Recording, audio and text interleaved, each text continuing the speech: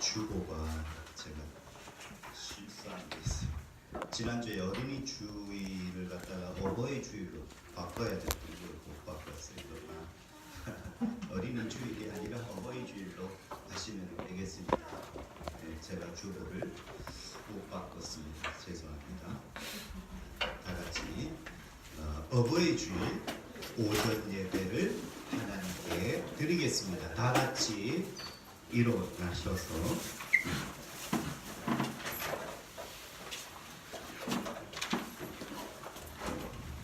다 같이 일어나셔서 우리 찬양하겠습니다.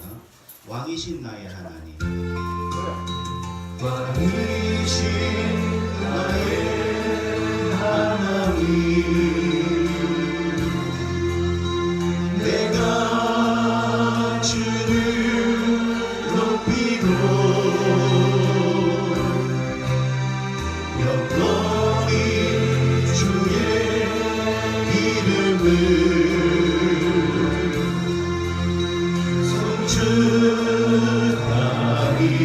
송축하리이다.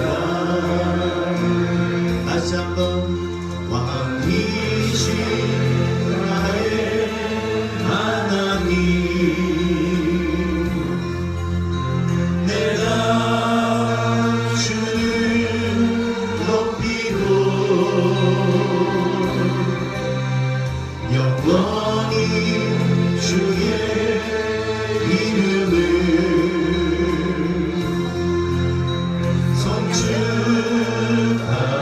송축하리이다.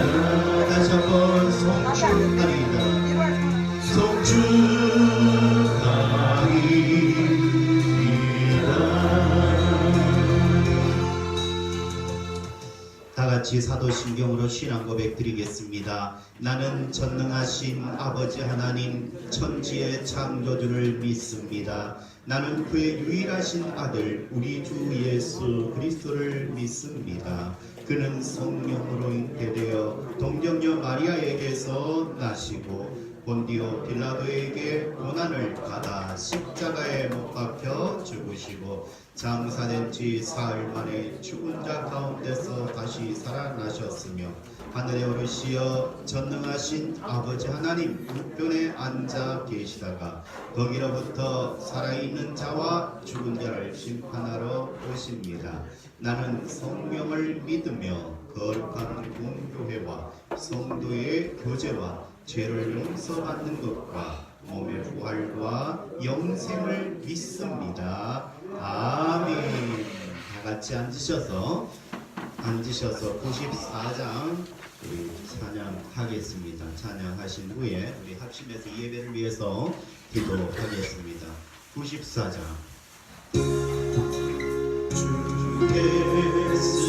주께서보다도 귀한 것은 없네. 이 세상 누기와 바꿀 수 없네. 영축을 내 대신 돌아가신 그 놀라운 사랑 잊지 못해. 세상 즐거움은 다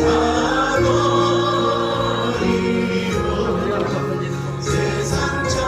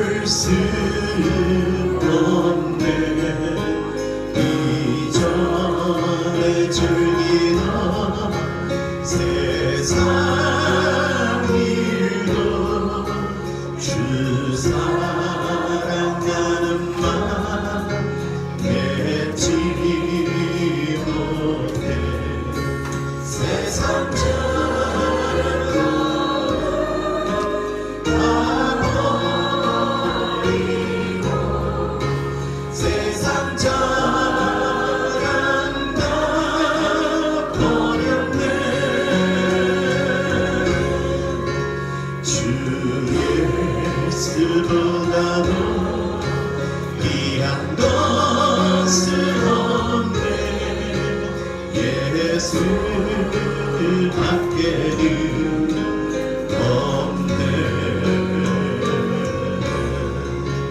주 예수보다도 귀한 것은 없네.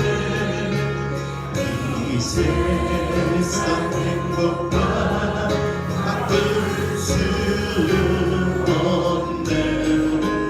유혹과 핍박이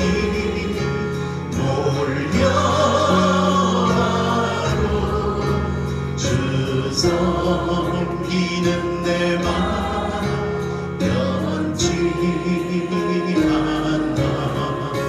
세상 즐거움 다 버리고 세상 자랑감 버렸네. 주 예수보다도 귀한 것은 없네. 예수밖에는 없네. 우리 다 같이 이 시간 합심해서 예배를 위해서 또한 지난 한 주간 동안 주님께서 붙잡아 주셨음을 감사하며 그럼에도 불구하고 하나님 앞에 죄를 지었던 것 이 시간 회개하며 이 시간 우리 하나님께 홀로 영광 드리는 이 예배가 되게 해달라고 우리 주여 삼창하시고 예배를 위해서 기도하시겠습니다. 주여 주여 주여 할렐루야. 하나님께 감사합니다. 오늘도 주의 존재를 나와서 우리 하나님께 예배할 수 있도록 인도하시니 감사합니다. 아버지 우리 하나님께서 오늘도 우리의 발걸음을 주의 존재를 이끌어 주셨으면 감사합니다. 지난 한 주간 동안 우리 하나님 세상에 있을 때에 우리를 진리의 말씀으로 아버지 하나님의 은혜의 말씀으로 인도하여 주신 것을 인도하여 주셨으면 감사드립니다. 그럼에도 불구하고 말씀대로 살지 못하고 주님의 뜻대로 살지 못한 아버지 나의 죄를 용서하여 주시옵시고 이 시간 나의 모든 손의 모든 죄를 바로잡아 주시고 내 몸에 지은 모든 죄를 이 시간 도망하여 주시고 우리 입술로 지은 죄를 용서하여 주시고 우리 행위로 지은 죄를 용서하여 주시고 우리 하나님 오늘 이 시간 머리에서부터 발끝까지 모든 죄악을 이 시간 도말하여 주시옵소서. 하나님 특별히 이 시간 홀로 하나님께 영광 드리는 예배를 귀한 예배가 되게 하시고 아버지 하나님 특별히 우리 교회를 붙잡아 주시고 우리 교회가 이 지역에 많은 영혼들을 주님께로 인도하는 교회가 되게 하여 주시옵시며 하나님의 귀한 아버지의 성도들 가정을 지켜주시고 도와주시고 인도하시고 아버지 모든 가정이 다 믿음의 말씀으로 세워지게 하시고 온 가족이 다 주님의 은혜 가운데 하나님의 복을 받는 가정 되게 하여 주시옵소서. 또한 아버지 하나님 남북이 복음으로 통일되게 하여 주시옵시며 이 나라 이 민족이 합심하여 하나님께 영광 돌리는 아버지 나라와 민족이 되게 하여 주시고 또한 우리 성도들 믿음을 말씀으로 세워지게 하여 주시옵시고 주의 영광을 위하여서 살아가기에 부정함이 없도록 도와주시옵시며 우리 성도들의 가정도 지켜주시고 직장도 지켜주시고 건강도 지켜주시고 아버지 우리 성도들이 가는 앞길을 하나님을 인도하여 주시옵소서. 우리 하나님께서 이 시간 한 심령 붙잡아 주셔서 우리 하나님의 아버지 귀한 아버지 하나님의 자녀로서의 사랑에게 부정함이 없도록 주님 축복하여 주시고 이 시간 위로부터 내린 지혜 신령한 은혜로 아버지 하나님 채워지게 하여 주시고 우리가 그 은혜를 입으로 다시 위로받고 쉬어가는 귀한 시간 되겠지만 하나님께 성삼위 하나님께 홀로 영광 드리는 예배가 되게 하여 주시옵소서. 예수님 이름으로 기도합니다. 아멘. 주님 감사합니다. 오늘 저희들에게 어버이 주일을 허락하여 주셔서 우리 주님 좀 전에 예배할 수 있도록 인도하여 주시니 감사합니다. 아버지 하나님 우리가 지난 한 주간 동안도 말씀으로 지켜주시고 성령으로 인도하여 주신 은혜를 감사드리며 그럼에도 불구하고 하나님께 죄를 졌습니다. 이 죄 모든 죄 이 시간 예수님의 피로 다 도말하여 주시고 이 시간 깨끗게 하여 주시옵소서. 아버지 하나님께 홀로 영광 드리는 예배가 되게 하여 주시옵소서. 예수님 이름으로 기도하옵나이다. 아멘.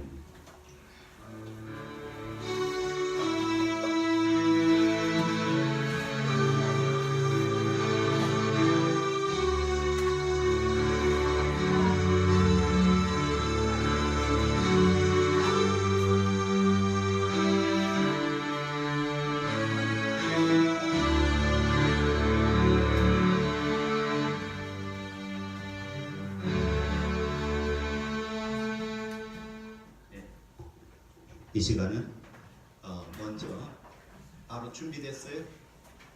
바로 할게요. 자, 이 시간 우리 어버이 주일인데 우리가 가곡의 어머니 마음 해가지고 우리 한번 특성으로 우리 청년회에서 하나님께 영광 돌리겠습니다. 나오셔서 특성 먼저 순서를 좀 바꿔서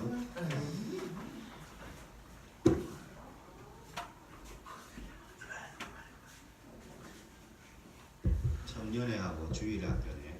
대답. 정례. 방송하기 전에 우리 가족 초등부에서 편지를 준비했습니다. 편지 똑같이 읽겠습니다.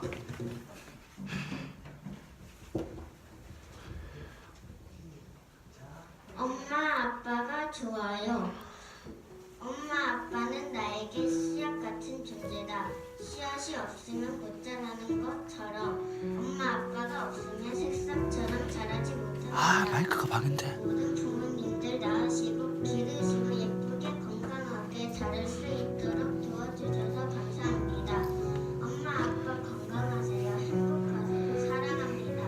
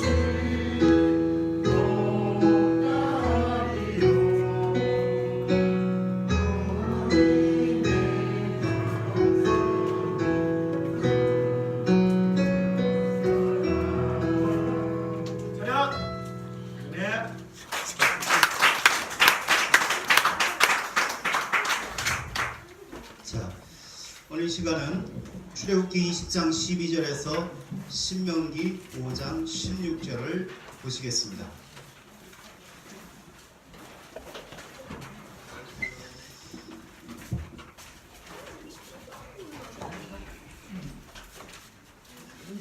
출애굽기 20장 12절, 신명기 5장 16절 보시겠습니다.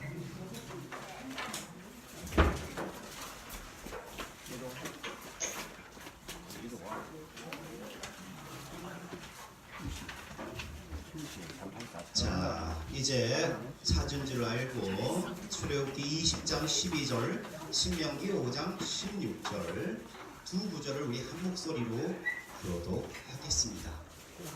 같이 출애굽기 20장 12절부터 하겠습니다. 시작. 내 부모를 존경하라. 그리하면 내 하나님 여호와가 내게 준 땅에서 내 생명이 길리라. 아멘. 신명기 5장 16절 읽겠습니다. 너는 너의 하나님 여호와의 명한 대로 내 부모를 공경하라. 그리하면 너의 하나님 여호와가 내게 준 땅에서 내가 생명이 길고 복을 누리리라. 아멘. 복을 누리리라. 즉 하나님이 복 줄 줄로 믿습니다. 어떤 사람에게 부모를 공경하는 사람에게 하나님께서 장수하게 할 뿐만 아니라 복을 주심으로 주신 복을 누릴 줄로 믿습니다. 그래서 오늘 말씀의 제목을 내 부모를 공경하라 라는 제목으로 은혜를 나누고자 합니다. 오늘은 어버이 주일로 지킵니다. 물론 어떤 교회는 어버이 주일 겸 스승의 주일로 지킵니다. 5월 15일이 스승의 날이죠. 그래서 그 스승의 주일까지 땡겨와서 이제 하는데 우리 교회는 막 땡길 필요 없이 하나도 복천데 두 개나 하려. 그래서 이번 주는 어버이 주일로 지키고 다음 주에 또 스승의 주일로 지키고, 그래서 오늘은 어버이 주일로 지킵니다. 부모님을 공경하는 것은 약속 있는 첫 계명이라고 했습니다. 그러면서 부모를 공경할 때 하나님이 복을 주신다고 했습니다. 출애굽기 20장 12절인데요. 우리 한 목소리 한번 읽어볼까요? 다시 시작. 내 부모를 공경하라. 그리하면 내 하나님 여호와가 내게 준 땅에서 내 생명이 길리라. 아멘. 그래서 신명기 5장 16절도 물론 읽었지만 다시 한번 읽어보겠습니다. 시작. 너는 너의 하나님 여호와의 명한 대로 내 부모를 공경하라. 그리하면 너의 하나님 여호와가 내게 준 땅에서 내가 생명이 길고 복을 누리리라. 아멘. 그런데 이 부모를 공경하면 우리가 복을 받는데, 그러나 하나님 앞에서는 또한 부모님들도 하나님 앞에서 먼저 하나님 말씀대로 살아야 될 줄로 믿습니다. 아멘. 오늘 주은이가 아주 이렇게 예쁘게 신명기 6장 5절을 이렇게 암송하더라고요. 이야, 너무 멋졌어요. 이렇게 부모님들이 먼저 자녀들에게 말씀을 배우게 하고 익히게 하고, 일어났을 때든지 누웠을 때든지 잠잘 때든지 길 갈 때든지 앉았을 때든지 나갈 때든지 들어갈 때든지 부모가 먼저 가르치기 전에 먼저 너는 마음과 뜻과 정성을 모두 내 하나님 여호와를 사랑하라. 그 사랑함으로 또한 자녀를 가르칠 때 그 부모의 그 정신, 부모의 어떤 그런 세계가 그대로 자녀에게 전달이 되는 거예요. 그래서 하나님은 그걸 아시고 먼저 부모들이 먼저 하나님을 사랑해라. 네가 먼저 사랑해라. 그 사랑을 자녀에게 흘러보내라. 그래서 하나님 그걸 아세요. 부모님들도 하나님의 말씀을 가지고 참된 믿음의 삶, 성도로서의 삶을 살아갈 때에 부모가 복을 받을 뿐만 아니라 그 부모의 자녀가 복을 받을 줄 믿습니다. 지난주에 우리가 어린이 주일날 인생의 발달 시기를 말했습니다. 무덤의 소요랑까지 발달 시기를 제가 말을 해야 되는데, 지난주에는 유아기에서부터 청소년기까지 해서 유아기 때 0세에서 1세, 그래서 이때는 부모와 주양육자와 그 유아의 어떤 관계, 그래서 잘 해주면 유아가 신뢰감을 가져요. 그 잘 못하고 적절하게 안 해주면 이 유아가 자꾸 의심을 한대 있죠. 누가 뭐라면 저게 뭔가 어떤 그런 게 있어서 그렇지. 또 하나님을 믿어도 자꾸 하나님 의심해. 요때 잘해야 돼 부모가. 그러니까 하나님이 그걸 아시고 네가 먼저 하나님 사랑해라. 네가 먼저 사랑하고 네 그 사랑을 하나님 자녀에게 전해라. 부모도 하나님 사랑 안 하고 부모도 사랑이 없는데 그 사랑이 없는 상태에서 자녀를 키우면요 그 자녀도 똑같이 되는 거예요. 그러니까 함부로 유아들 앞에서는 성질 내서도 안 돼, 짜증 내서도 안 돼. 그것이 바로 내려가요. 그래서 유아기는 신뢰갑니다. 그래서 유아기 때 부모가 뭐랄까요, 자녀들에게 사랑을 내려줘야 된다. 그것도 하나님의 사랑을 내려주고 신뢰감이 있어. 그 다음에 유아 정기, 이때는 아이 1세에서 3세인데 이때는 이제 똥오줌 가리는 시기죠. 그래서 그것서 자율성을 배워야 돼요. 근데 그것을 잘 못 배우면 얘가 수치감을 얻어요. 그래서 똥오줌 가리는 거, 또 이제는 젖을 떼야 되잖아요. 그게 잘 안 될 때는 상당히 수치감을 가지고 있고, 그게 잘 되면 자율성을 가지고 있고, 그 다음에 유아후기 4세에서 6세인데 이때는 주도성이다. 이 주도성, 내가 뭔가 할 수 있고 나도 할 수 있어, 규칙을 배우게 되고, 그래서 주도성을 가지는데 그것이 안 되면 죄의식을 가진다. 그리고 이제 유아기가 끝나고 아동기가 들어와요. 아동기는 학령기라고 그래요. 7세에서 12세인데 이때는 이제 가서 공부를 하죠. 학교에 가서 공부를 하고 또래 집단이 조금 형성이 되는데, 거기서 공부를 해서 뭔가 내가 이렇게 성취감을, 거기서 불면성, 성취감 이런 것을 배워요. 근데 거기서 그게 잘 안 되면 그때부터 열등감이 생겨요. 인생에 있어서 열등감. 저희도 열등감 많아요. 잘 못해요. 그런데 청소년기에 들어가면 이게 이제 호르몬 변화에 의해서 이제 아이가 아니에요. 그렇다고 어른도 아니야. 그게 청소년기에. 그러니까 몸은 커서 청년 뭐랄까요, 성인으로 들어가려 하지만 아직 정신 연령은 안 돼요. 그러니까 굉장히 혼란해요. 나는 누군가, 여기는 어딘가, 그거는 집이고 나는 누군가. 그래서 청소년기까지 13세, 24세가 자아 정체성, 나는 누구냐에 대해서.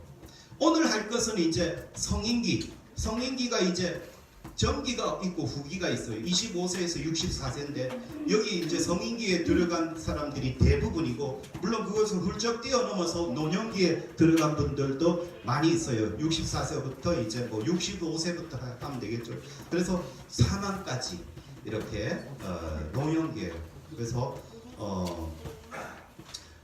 우리는 이 인생의 각 단계마다 하나님 말씀과 동행을 해야지, 하나님과 말씀과 동행이 안 될 때는 상당히 혼란에 빠지고 스트레스에 빠지고 자아 정체성이 혼란이 빠져요. 그래서 지난주까지는 청소년기까지 이제 주일, 뭐랄까요, 어린이 주일이니까 청소년까지 했어요. 그리고 오늘은 어버이 주일, 성인기, 노년기에 대해서 사망까지 한번 다뤄보고자 합니다. 자, 이 강의는 사실은 대학교에서 배워야 돼요. 사실은 이게 고등학교는 이런 거 안 배워요. 대학교 이상 가야 배우는 건데, 여러분들 대학에 가서 이렇게 들다 생각하시면 됩니다. 할렐루야. 아멘. 대학교 가려면 돈 몇백만 원 들잖아요. 근데 이거는 대학교 강의지 고등학교까지 이런 거 안 해요. 대학교 가야 이런 걸 하는데, 자, 그러면 성인기 및 장년기의 이해를 보겠습니다. 성인기는 성인 초기가 몇 세부터 몇 세예요? 25세에서 39세예요. 그리고 넘어가서 성인 후기인데 40세에서 64세. 이때는 성인기에 25에서 39세는 이제 친밀감을 배워요. 친밀감을 배우는데 사람과의 관계를 배워요. 이제는 관계. 자, 관계를 배우는데 그 관계가 안 되면 사회적으로 거부해요. 어떻게 해요? 자꾸 사람 만나기 싫어, 두려워. 그러면 방콕이 되죠. 방콕이 되면 누가 찾아와요? 마씨가 찾아와요. 마씨 찾으면 큰일 나요. 하나님은 홀로 가는 것이 좋지 못해서 뭐예요? 누굴 만들어요? 아담의 아내 하와를 만들어요. 사람은 사회적 동물입니다. 관계 속에서. 근데 이 관계가 친밀감이 안 되면 자꾸 사람을 거부해. 사람을 거부하면 어떻게 돼요? 사회하고 사회를 거부해. 그럼 뭐예요? 사회에서 도태가 돼버려요. 큰일 나요. 부모님들이 그런 자녀가 있으면 빨리 주님께 나와가지고 빨리 기도해야 돼요. 방치해 놓으면요, 나중에 이게 어른이 되고 나중에 죽을 때까지 그냥 사회에서 그냥 고립이 돼버려요. 사람은 많은데 그 사람 많은 속에서 고립되면 안 되잖아요. 우리 하나님 늘 함께 하십니다. 아멘. 하나님이 힘 주십니다. 아멘. 위로하시고 힘 주시니까 자꾸 하나님 앞에 데리고 와야 돼. 자꾸 데려와야 돼. 그리고 이제 장년기는 이때는 주 그게 발달 과제가 생산성. 이 직업이에요. 일이에요. 일이 안 되면 또 이게 머리 아파요. 그게 안 되면 침체가 돼요. 자, 이때는 성인기 때는 독립적인 사회적 존재로서 기능을 하면서 가장 인생에 있어서 왕성한 활동하는 시기예요. 그래서 이때는 진짜 인생의 어떤 뭐랄까요, 왕성한 활동한 시기. 그래서 이때는 가장 이슈가 되는 것이 바로 사랑과 일이다. 이때는 사랑과 일인데, 사랑은 뭐겠어요? 배우자를 만나 자녀를 출산하는 거죠. 자, 배우자를 만나 그리고 자녀를 출산해요. 요즘 아이들은 만나려고 하는데 자녀를 출산 안 하려고 그래. 하나님과 반대되는 거죠. 아니에요. 출산해야 돼. 그리고 일이라 했죠. 일은 취업과 관련돼요. 직장. 그래서 모든 사람이 관계에 관심을 둬요. 이때는 관계예요. 관계에서 벗어나면 큰일 나요. 맛이 찾아와요. 이때는 환경과 사회의 영향을 많이 받아요. 그래서 이게 적응이 돼야 되는데 적응이 안 되면 스트레스, 심리적 부담이 굉장히 커요. 그리고 정신 건강 문제 발생이 돼요. 정신적으로 건강이 굉장히 안 좋아요. 그래서 마씨가 찾아오면 막 손을 막 그어버려요. 큰일 납니다. 그래서 자꾸 사람을 관계하게 해줘요. 안 되면 교회로 막 데리고 와서 기도해가지고 하나님 저 자녀의 영을 튼튼하게 하여 주옵소서, 만나 주시옵소서 막 기도해요. 근데 이거는 세상의 심리학이거든요. 근데 세상의 심리학은 방법 없습니다. 오직 하나님만이 방법입니다. 아멘. 하나님만이 방법. 자, 그래서 성인 초기에는 주변 사람과의 관계를 형성해서 나중에 결혼으로 꼬린이 되지요. 장년기는 생산성, 직장과 관련이 됩니다. 초기 성인기에 25세에서 39세인데 이때는 이제 아이가 이제 고등학교 졸업하고 대학교 졸업하고 이제 새로운 삶에 뛰어들어야 돼요. 그래서 이 미래가 안 보이죠. 안 보이지만 일단 뛰어들어야죠. 죽을 때까지 들어가야 되죠. 그래서 불확실한 그 미래에 도전을 하고 또한 미래에 대한 희망이 있어요. 잘할 수 있을까? 잘할 수 있을까? 하나님과 함께하면 잘할 줄로 믿습니다. 세상 사람들은 이거는 세상의 심리학이거든요. 이거 해봤자예요. 잘할 수 있을까? 지가 다 해야 돼. 그러나 우리는 하나님이 함께 하십니다. 아멘. 하나님이 함께 하십니다. 잘할 수 있습니다. 할 수 있거든. 무슨 말이냐? 믿는 자에게 능치 못함이 없느니라. 할렐루야. 세상 사람들이 이거 몰라. 하나님이 여러분들은 얼마나 축복인지, 예수 안에 있는 것 자체가 축복이에요. 하나님 나와 함께한다. 할 수 있거든요. 무슨 말이냐? 믿는 자에게 능치 못한 일이 없느니라. 근데 세상 사람들은 할 수 있을까? 할 수 있을까? 이걸 아이고 불쌍하죠? 여러분들은 축복받은 줄로 믿습니다. 그런데 이것이 잘된 사람은 이 심리적으로 안정감을 가져요. 그리고 자기가 계획된 대로 목표에 맞춰서 직장을 가고 또 하다 보면 콩깍지가 씌가지고 자 아니면 나는 시집 안 갈래, 자 아니면 결혼 안 할래 해가지고 결혼을 하고 그러다 보니까 자녀가 출산이 되고 그게 사회적인 순리입니다. 근데 그것이 안 되면 어떻게 돼요? 이때부터 음주에 들어가고 이때부터 마약에 들어가고 이때부터 도박을 막 해요. 거기 빠져버려요. 그리고 범법행위가 이때부터 시작이 되는 거예요. 그래서 음주, 마약, 도박, 범법 여기 들어가면 절대 안 됩니다. 큰일 납니다. 하나님께 빨리 나오셔야 돼요. 교회에 나오는 게 아니라 내 마음이 주님께 가야 돼요. 아멘. 내 마음이 주님께 가지 않는 이상 이 음주, 마약, 도박, 범법 행위에서 벗어날 수가 없어요. 아멘입니까? 네. 자, 그러면 성령 후기해 보겠습니다. 40에서 64세. 이거는 진짜 인생의 한금기다. 인생의 한금기고 이때 계속 자녀 양육을 해요. 이제 60세 되고 이러면 뭐 40세, 50세, 60세 되면 애들 결혼시키고 시집 보내고 장가 보내고 그래 해죠. 자녀 양육을 합니다. 이때 심리적 안정감을 좌우하는 요소가 뭐냐? 경제적으로 안정이 돼요. 그리고 부부관계가 이렇게 안정이 돼야 돼요. 부부가 맨날 찢고 뽑고 싸우면 안 돼요. 부부관계가 혹은 자녀관계가 아주 친밀해야 돼요. 그런데 위기가 뭐냐? 바로 이때의 사고를 만나거나 실직을 하거나 가정의 갈등에서 맨날 싸우면 찢고 뽑고 싸우고 막 왼수하고 막 이러면 이 다음에 노년기가 굉장히 힘들어져요. 요때 남은 생에는 이제 노년기가 남는데 이 굉장히 힘들어져요. 그래서 시편 23편 1절 2절 하나님이 나와 함께하고 내가 어디를 가든지 하나님 나를 지켜주고 있다는 그 말씀과 함께할 때 여러분들이 승리할 줄로 믿습니다. 자, 시편 23편 1절 2절 읽겠습니다. 시작. 여호와는 나의 목자시니 내게 부족함이 없으리로다. 그가 나를 푸른 풀밭에 누이시며 쉴만한 물가로 인도하시는 도다. 아멘. 그래서 하나님을 믿는 것이 얼마나 참 축복인지 몰라요. 여호와는 나의 목자시니 내게 부족함이 없으리로다. 사회적인 발달을 보겠습니다. 사회적 관계망이 확장이 되고 다른 많은 사회 체계와 교류하고 상호작용하고 이제 아이들이 이제 대학을 나와서 학교를 마치고 이제 취직을 하게 되고 이제 가족에게서 벗어나서 친구에게서도 벗어나고 또 직장에서 벗어나서 여러 이제 교류가 되고 확장이 되죠. 그러면서 또한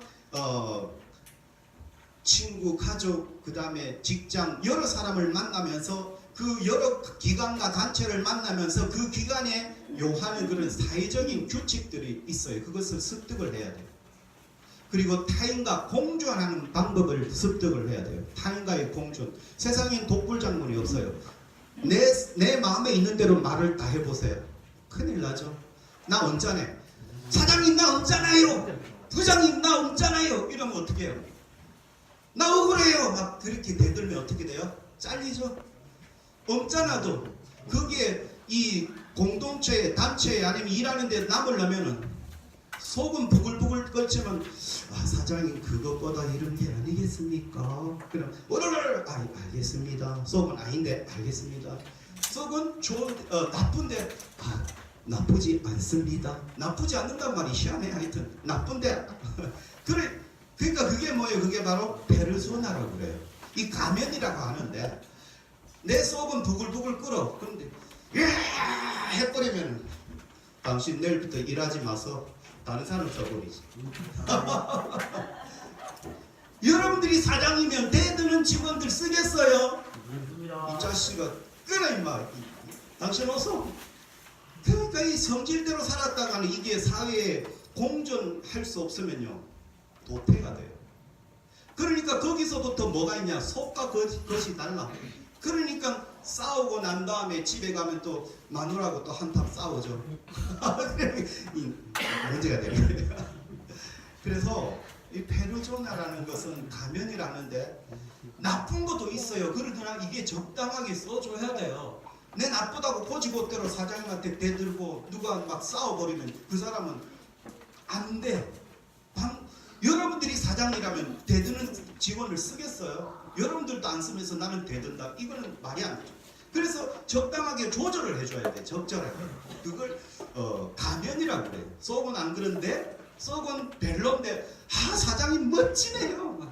영우야 멋있다. 진짜 멋있어요. 이건 가면 아니다. 그래 해줘야지. 그러니까 적절한 가면. 그러니까 재짓지 않는 범위 내에서의 가면을 써줘야 돼요. 내 마음에 그대로 표현하면 어떤 사람 만약 그대로 표현해봐. 그 그대로 표현하는 그걸 좋아할 사람이 있을까 없을까? 나도 안 좋아해. 아이고 참 메주덩어리 같이 생겨가지고 내 마음은 그래. 그래도 아이고 아담하게 멋지게 생겼네요. 이 소리 해줘야 되죠. 속은 아니죠. 그걸 페르조나라고 그래요. 가면이라고 그래요. 그걸 적당히 해줘야 돼요. 어쨌든 사회적 관계망에서 관계를 잘하는 사람이 사회에서 뭔가 이렇게 내 어떤 나름대로의 뜻을 이룰 수 있지. 이것을 막 가면 안 쓰고 그 직설적으로 얘기해버리면 사회에서 도태될 수밖에 없어요. 그 다음에 결혼 만족도. 사실은 이제 결혼 거의 인생은 사실 결혼 생활이라고 또 할 수 있어요. 그래서 결혼을 만족도를 보는데, 자 그러면 결혼하기에 여러분들이 결혼을 경제를 보고 시킵니까? 아, 돈 많으니까 결혼합니까? 그러면 행복합니까? 아니면 사회적 이 지위가 좀 높아서 그 사람하고 결혼할 겁니까? 아니면 명성이 좀 있어서 결혼합니까? 저는 신앙이 있어야 된다고 저는 믿습니다. 아멘. 신앙이 있어야 돼요. 이때 돈 없는 사람은 그게 아멘 하는 사람이 없는데 어쨌든 아멘은 맞아요. 하여튼 대답은 잘해요. 이 결혼 만족도를 보면 초기에는 자녀 출산 이후에 이 시기를 정점으로 낮아져요. 사실은 눈에 콩깍지가 씌가지고 결혼할 때는 너무 행복해. 그러다가 자녀를 놓게 되고 자녀를 사다 보면 애가 자다가 울고 그러면 남편이 좀 조용히 하지 못해. 알았어. 그러다면 서로 싸우. 그때부터 싸움이 생겨요. 그죠? 그래가지고 자녀하고 싸우고 남편하고 싸우고 아내하고 싸우다 보면 결혼 만족도 떨어지다가 애가 크잖아요. 유아기 거치고 아동기 거치고 학령기 거치고 청소년기 거치고 청년이 되고 청년이 돼서 계속 청년 되고 계속 사나요? 또 자녀도 지 눈에 콩깍지가 씌가지고 누굴 만났죠? 그를 만나고 난 다음에 결혼을 해버려요. 자녀가. 어쨌든 자녀를 출산 이후에 굉장히 낮아져요. 그전에는 자녀가 없을 때는 둘만 좋으면 되는데 이제는 자녀까지 속식이네. 막 가출했었고 자녀들. 그러면서도 내가 또 일을 해야 돼. 집에만 오는 게 아니라 일을 해야 돼. 그러니까 일에 몰입하고 자녀와 갈등이 막 생겨요. 청소년기 질풍노도에. 그때가 이제 40대, 50대, 60대 청소년들 있잖아요. 걔들이 또 석석이네. 그러니까 만족도가 막 최악. 맨날 찌지고 볶고 싸우고 말도 안 듣고 저거 머리가 점점 크니까 이제 아버지 말도 안 듣고 엄마 잔소리는 엄마 됐어요 이러고. 그러다가 50대 후반이 되면 자녀들이 이제 지 눈에 콩깍지가 씌가지고 이제 결혼하겠다고 어떤 사람 나 죽는다 해서 하여튼 결혼하려고 그래. 그때부터 이제 다시 결혼 만족도가 올라가요. 왜냐하면 자녀들이 이제 다시 이제 출발을 하게 되고 남는 건 둘밖에 안 남잖아요. 그러면 어느 정도 이제 조금 올라가요. 결혼 만족도가. 그럼 결혼 만족도의 가장 큰 요인은 뭐냐? 배우자와의 관계다. 그래서 세상의 학자들이 행복한 결혼과 불행한 결혼을 예견하는 요인들이 있대요. 이거는 100% 아닙니다. 통계입니다. 통계를 가지고 속단하지 마시고 이건 100% 아니에요. 통계예요. 통계. 학자들의 그냥 통계인데 불행한 결혼의 요인들이 뭐냐? 내가 통계라고 했어요. 통계는 100% 아닙니다. 그럴 수도 있고 아닐 수도 있는데 다만 이룰 수 있다라는 건데 불행한 결혼의 요인들이 뭐냐? 부모가 이혼한 자녀들은 상당히 결혼 생활이 불행하다. 왜냐하면 부모가 이혼하면요 어린 시절에 아니면 굉장히 스트레스 받아요. 굉장히 힘들어요. 자녀들은. 그래서 부모가 이혼했거나 아니면 부모 중 한쪽 혹은 양친이 사망을 했거나 이러면은 아이들이 정서상으로 굉장히 힘들어요. 갈피를 못 잡아요.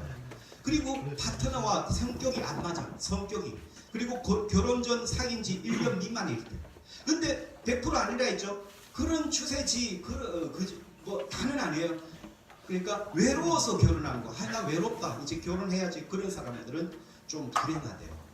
외로워서 결혼하는 거. 그리고 자신의 가정에서 도피를 위해 결혼. 나 이거 빨리 커가지고 내 이놈의 집안에서 내가 빨리 나가야지 하는 그런 어떤 의도에서 결혼이 상당히 좀 불행한 결혼이 될 수 있다는 거예요. 가정이 편치 않다는 건 뭐예요? 부모가 억압이나 독선적으로 양육을 하는 거예요. 권위주의적으로. 권위 있는 부모는 돼야 되지만 권위주의는 안 되거든요. 그런데 쉽게 말해서 우리는 그러잖아요. 뭔가 이렇게 엄마 이렇게 하면 엄마가 뭐래? 나는 클 때 토 안 달았어. 요즘 아들은 맨날 토 달아. 그게 권위예요. 토 안 달면 안 되나요? 근데 우리 한국 사람 어머니 아버지들은 대부분 뭔가 자녀리 하면 또 토를 다네, 또 토를 다네. 나는 클 때 그랬다면 맞아 죽었어. 그죠? 그렇게 하죠. 그게 권위주의예요. 외국 애들은 그렇게 안 커요. 그래서 이 말하자면 그런 거예요. 자신이 가정에서의 도피를 위해서 결혼한다. 이러면 가정 엄마 아버지 하는 거 보면 맨날 싸우고 아이고 나는 이 집에 지겨워 이제 빨리 결혼해야지 하는 그럴 때는 불행한 결혼이 될 수 있대요. 될 수 있다는 것이 100% 아니에요. 그리고 너무 어린 나이에 특히 20세 미만에 결혼한 경우 있지요. 그런 좀 불행한 결혼의 요인이 될 수 있다. 그리고 격심한 개인적인 문제가 있는 경우 아주 심한 어떤 그런데 행복한 결혼의 요인이 뭐냐 했을 때 부모의 결혼이 행복해요. 우리 부모님이 행복했어요. 관계가 엄마하고 아버지하고 굉장히 행복해. 그럼 그 밑에 자녀도 그걸 그대로 본받아서 이렇게 된대요. 그리고 아동기에 행복했다. 아동기에 행복했다는 것은 주양육자인 부모가 행복하게 해준 거예요. 그리고 부모와 조화로운 관계, 부모와의 관계가 참 좋았다라면 행복한 결혼. 이성과 좀 잘 어울린다. 그리고 그 결혼 전 1년 이상 사귀었다. 부모가 결혼을 인정을 했다. 그리고 나이가 비슷하다. 이게 학자들의 통계지 다는 아니라 했죠. 너무 상처받지 마세요. 파트너의 애정에 만족한다. 그리고 서로 사랑한다. 또 공통적인 관심사가 공통일 때 이제 그런 경향성이 있다. 삶에 대해서 낙관적으로 본다. 그러니까 뭔가 이렇게 사람들이 낙관적으로 보는 사람이 있고 부정적으로 보는 사람. 아무리 좋아도 뭔가 있지 제가. 아니 빽빽하게 보는 그 사람들의 결혼 생활은 조금 힘들대요. 그런데 아무리 이렇게 저렇게 할지라도 지금 안 좋은 상황 속에서 거기가 좋은 거를 찾는 그 사람은 행복할 수 있대요. 여러분들은 어떻습니까? 막 좋은데 안 보이는 게 유독 보입니까? 아니 안 좋아도 그래도 뭔가 있어 괜찮아 잘 될 거야 하는 낙관적인 게 있습니까? 그런 낙관적인 그런 사람의 생각이라면 행복한 결혼이 될 수 있다. 그리고 정서적으로 안정된다. 그리고 되도록이면 동정적인 태도를 가지고 있고 문화적 배경이 유사해. 남자의 여자의 어떤 배경이 유사하다 할 때는 행복한 결혼 요인이 될 수 있지만 그러나 우리는 뭐예요? 이거는 사회적 통계지. 우리는 예수 하나면 만족합니다. 아멘. 주님 안에서 만족합니다. 아멘. 주님 안에서 만족이 먼저 돼야 돼요. 그 주님 안에서 만족하지 못하고 교회 와도 별 게 없으면 결혼 생활도 별 거 없어요. 근데 우리가 주님 안에서 만족하면 우리 결혼 생활도 만족할 수 있는 확률이 많아요. 확률에 의해서. 그 다음에 부부 갈등 시에 여러분들은 어떻게 해결합니까? 어떤 분이 묻습니다. 사모님과 싸우면 누가 이겨요? 남편과 싸우면 누가 이겨요? 누가 묻더라고요 저한테. 좀 여자를 어떻게 이기나요? 나 이렇게 했어요. 그래서 목사님은 어떻게 해요? 나는 도망가요.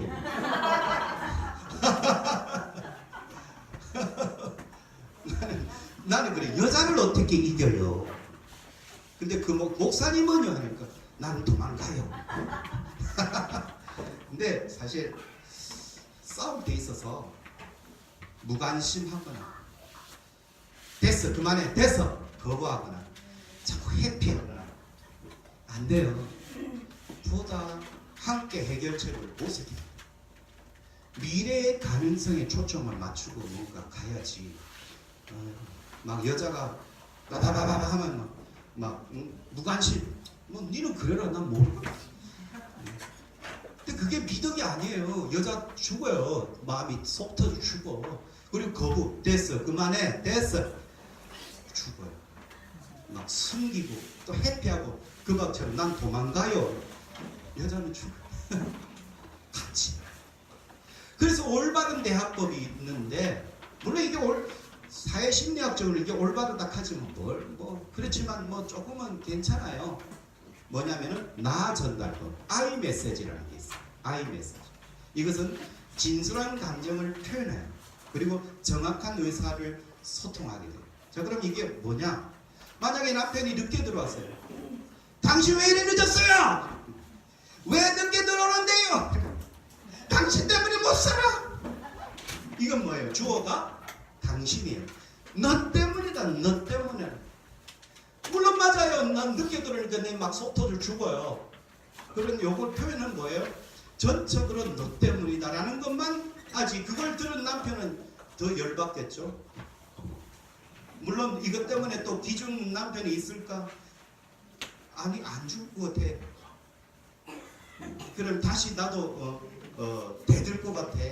근데 주어가 당신인데 이거는 주어를 나로 해보자. 이게 나전달법인데 I 메시지. 이런 거 배우려면 이제 대학교 가가지고 교수들한테 배워야 돼.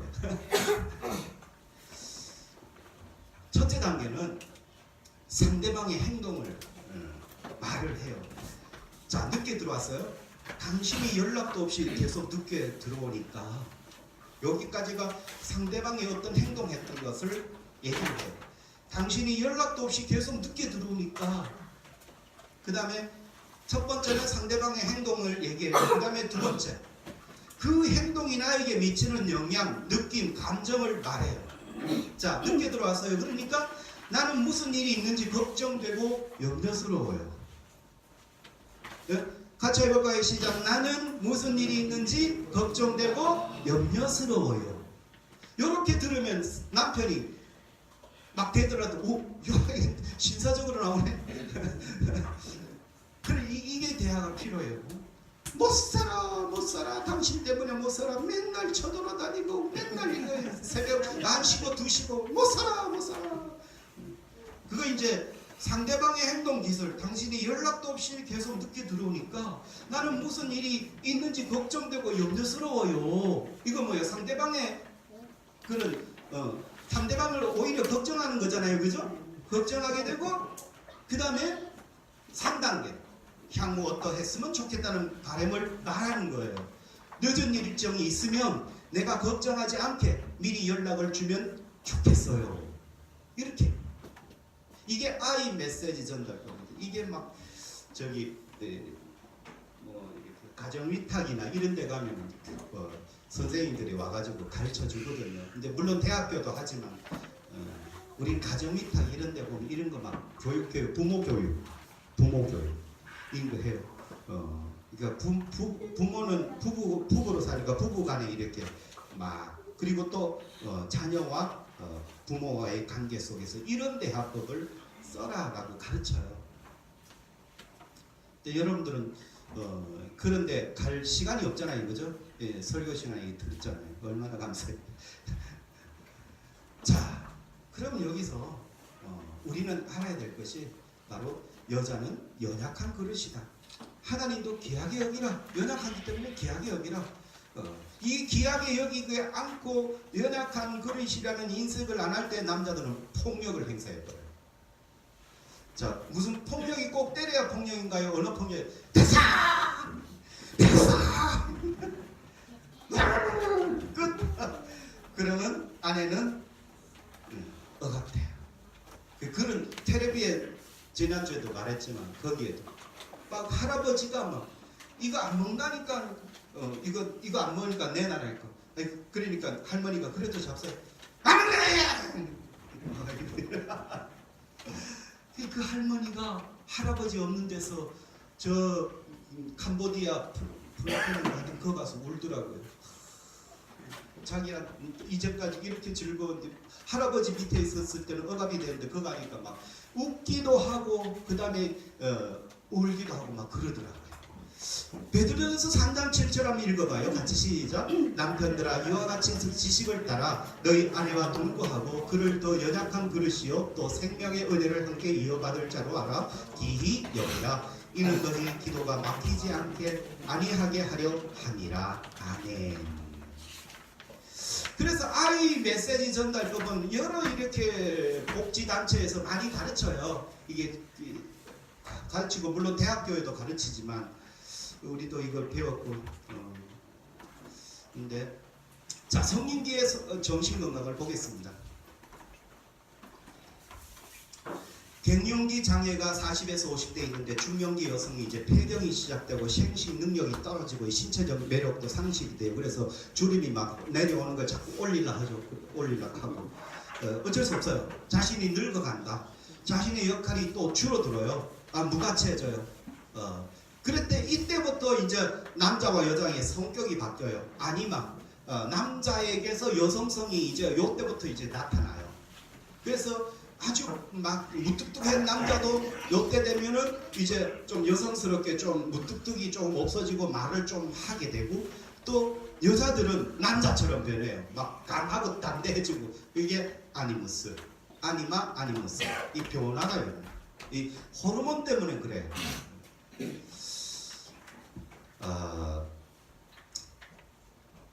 남편은 직장 등 사회에 아주 주력을 하는데 자녀들은 이때 남편은 아주 사회적으로 활동이 주력적으로 막 아주 활동이 왕성한데 여자들은 자녀들을 키우는 데 있어서 자녀도 성장하고 또 자녀들이 어머니에 대한 의존이 점점 적어지고 어머니의 역할이 사라져요. 사라지니까 이제는 자신이 부가치하다고 생각을 해요.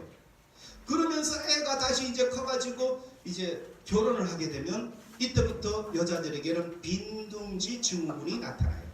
빈집에서 홀로 외로워요. 남편은 직장 나가고 자녀들은 결혼하고 혼자 남아요. 그래서 그걸 빈둥지 증후군인데 빈집에서 홀로 외로워 심리적으로 아주 공허감을 가지고 정서적으로 상당히 불안한 상태를 가지고 있어요. 그리고 또 이제 건강염려증이 있어요. 그럴 때 남편이 지지하고 좀 관심을 가지고 그러면 되는데 이게 관심도 안 가지고 남편은 지 좋은 것만 다 먹고 돌아다니고 아내는 집에 있고 그러면 어떻게 해요? 심리적으로 상당히 괴로워요. 그래서 심리적으로 괴로우면 신체적으로 이상이 막 생겨요. 그때부터 막. 안 아픈 것이 아프고 아픈데 어디가 아픈지도 모르고 여자들은 그래요. 그래서 이제 그때부터 병원, 의원, 한의원, 민간요법 막 찾아다니고 그래서 몸에 좋다는 약은 다 사는 거죠. 과도한 지출이 되죠. 이때에 가치나 보람을 찾을 수 있도록 해야 됩니다. 예를 들어서 봉사활동을 하거나 취미활동 하는데 이거는 세상이고 성도로서 교회에 와서 봉사하고 참 의미 있는 그런 삶을 이제는 살아요. 성도로서 교회를 봉사하고 기도에 최우선 가치를 두며 이때부터 활동해야 될 줄을 믿습니다. 응? 내가 왜 이런지 몰라 이러면 안 돼. 그러니까 그럴 때 교회 와서 막 봉사를 하거나 와서 기도하고 그렇게 보내요. 세상 사람들은 이때 굉장히 힘들어요. 이걸 사춘기라죠. 그래서 하나님께 모든 최우선 가치를 두고 활동해야 될 줄을 믿습니다. 마태복음 16장 27절에 인자가 아버지의 영광으로 그 천사들과 함께 오리니 그때에 각 사람이 행한 대로 갚으리라. 할렐루야. 이때 마지막으로 하나님 앞에 의미 있게 믿음 생활을 해야 될 줄을 믿습니다. 그 의미 있는 삶을 하나님께 나타내 보일 때 하나님께서는 행한 대로 갚아주리라. 그렇게 했습니다. 이제 노년기인데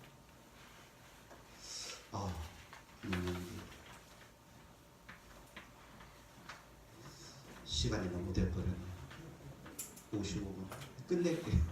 노년기는 다음 주. 그래서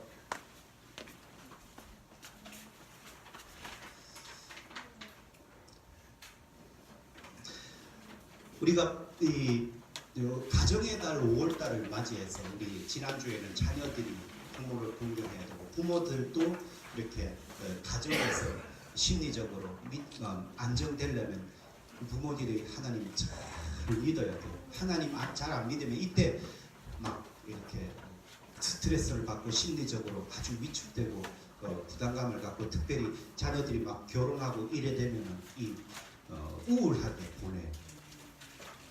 그래서 우리 부모님들도 먼저 믿음으로 말씀으로 세워져서 나도 세워지고 자녀도 세워지고 부모가 세워지고 자녀가 세워지는 그 가정이 행복한 가정, 하나님이 축복하시는 가정이 될 줄로 믿습니다. 특별히 우리 자녀들은 오늘 어버이 주일인데 이 어버이 주일을 맞아서 우리 어버이를 공경하고 잘 섬기고 할 때 하나님께서 복 주실 줄로 믿습니다. 신명기 5장 16절에 너는 너의 하나님 여호와의 명한 대로 내 부모를 공경하라. 그러면 너희 하나님 여호와가 내게 준 땅에서 내가 생명이 길고 복을 누리라 했습니다. 부모님들도 남은 여생을 말씀과 동행하며 살아갈 때 이 땅에서 하나님의 복을 받을 뿐만 아니라 천국에서 지금까지 하나님을 의지하며 살아온 봉사의 모든 것들에 대한 상급을 하나님께서 주실 줄로 믿습니다. 기도하겠습니다. 주님 감사합니다. 오늘 어버이 주일을 맞이하여서 우리 자녀들이 어버이를 공경할 때 잘 모실 때 하나님께서는 이 땅에서 생명이 길고 복을 주시고 그 복을 누리게 하겠다고 하였사오니 우리 자녀들이 부모님을 잘 섬기고 모실 때 하나님께서 복을 받게 하시고 또한 우리 부모님들도 하나님 안에서 믿음으로 말씀으로 살아서 남은 여생 하나님과 동행하며 축복된 삶을 살게 하여 주시옵소서. 예수님 이름으로 기도하옵나이다. 아멘. 나머지는 다음 주에 할게요. 자, 경배와 찬양 579장 어머니의 넓은 사랑 이 찬양 하시면서 준비하신 예물 하나님께 드리겠습니다.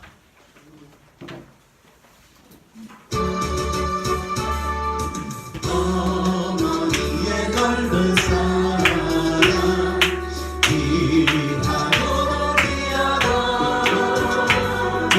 그 사랑이 언제든지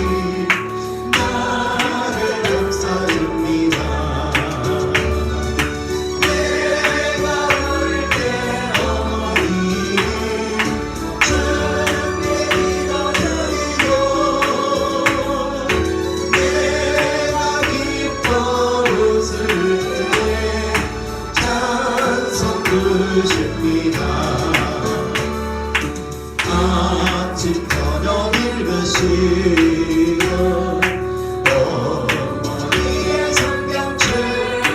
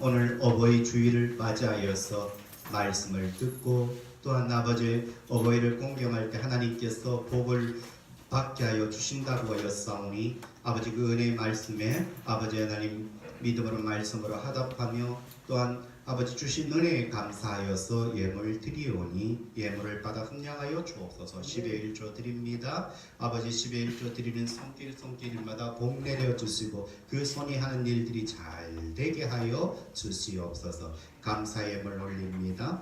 여러 가지로 감사했습니다. 은혜에 감사하여 하나님께 드리오니 예물을 받아 흥량하여 주시고 아버지 더 많은 감사로 차고 넘치는 복이 있게 하옵소서. 건축 예물 드립니다. 차량 예물 드립니다. 아버지 하나님 여러 예물을 드리는 손길마다 복 주시고 아버지 그 손이 하는 일들마다 잘 되게 하여 주시고 또한 아버지 하나님 주정헌금 주일헌금 우리 하나님께 은혜로 드리오니 이 예물을 받아 훈령하여 주시고 아버지의 그 손에 아버지 하는 모든 일들이 잘 되게 하여 주시옵소서.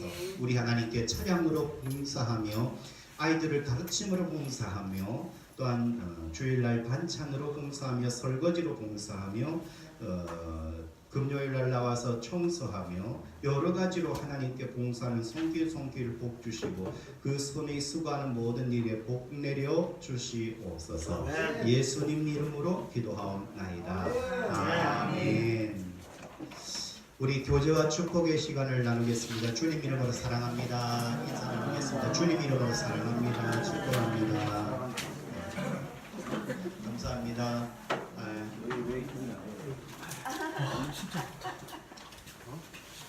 왜 기분 나쁘게 했어?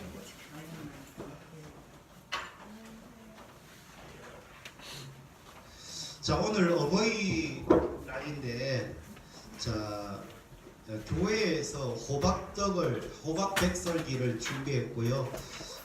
우리 박하선 집사님이 참외를 준비했습니다. 함께 3층에서 식사와 간식을 드시기를 바라며요. 오늘 이번에 우리 김정수 사장님 이렇게 에어컨 사장님 오셨는데 감사합니다. 박수로 환영하겠습니다.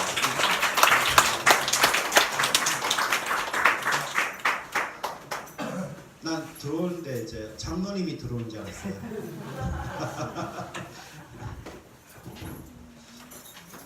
자 강구하겠습니다. 오늘은 어버이 주일입니다. 부모님께 효도함으로 행복한 가정 복받는 성도가 됩시다. 5월 19일은 스승의 주일입니다. 스승의 은혜에 늘 감사합시다. 5월은 가정의 달입니다. 가정을 주신 하나님께 감사하며 하나님이 기뻐하시는 가정이 되길 기도합시다. 이 어버이 주일날 이게 노년기를 못했는데 다음 주에 좀 해야 할까 해야 될 것 같습니다. 다음 주에 하고 그렇게 하겠습니다. 다 같이 일어나셔서 축도로 예배를 마친 후에 가지 마시고 3층으로 올라가서 식사와 간식을 또한 교제를 나누겠습니다. 축도하겠습니다. 지금은 우리 주 예수 그리스도의 은혜와 하나님의 무한하신 사랑과 성령님의 감화감동 교통 충만 역사하심이 이제 부모님을 공경하기를 원하며 부모를 존경할 때 하나님께서 복 주신다는 것을 믿고 돌아가는 주의 모든 성도들 위해 가정에 하는 모든 일들 위해 영원토록 함께 없이 이를 간절히 축원하옵나이다. 아멘.